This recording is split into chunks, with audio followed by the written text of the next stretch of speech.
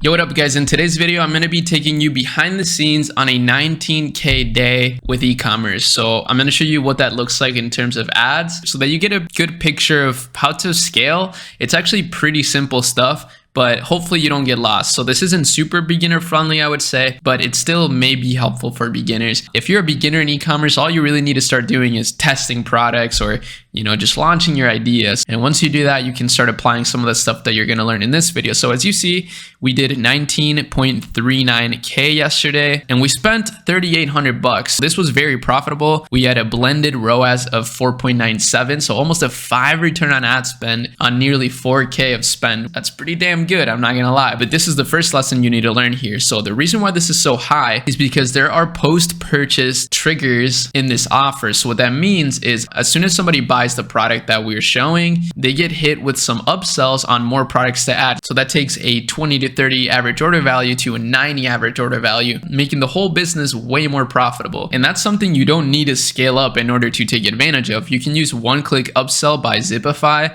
Great app, love Zipify. This one works extremely well, and that alone will help you spend a little more on ads profitably. Now, the second thing is this is a brand. So this store has built a really good connection with customers and they have a great reputation. At this point, they're even getting wholesale orders and stuff like that. So they've really built a good reputation in the last 3 years. And the reason I wanted to mention that is just to remind you that slow and steady wins the race. And ultimately, if you just put one foot in front of the other, over time, you'll be able to get to numbers like this. And the next thing that's really helping this out right here in terms of profitability and having a really high blended ROAS is targeting international markets. So we've actually segmented international markets into their own respective campaigns. And then now what we're doing from those audiences that we're testing is just duplicating the entire audience set into a CBO while we're still scaling the initial audience test. The thing is that every single audience we tested worked. So we're increasing the budgets at the individual ad set level, but then we're also duplicating the entire campaign into a CBO to try to find the cheapest pockets of people to scale into. So that way we're diversifying the ad spend a little bit while still keeping things somewhat consolidated and optimized. Because that's one thing that you guys don't really know as beginners a lot of times is that on Meta and really on any platform, your goal should be to exit the learning phase of the campaign. And how you do that is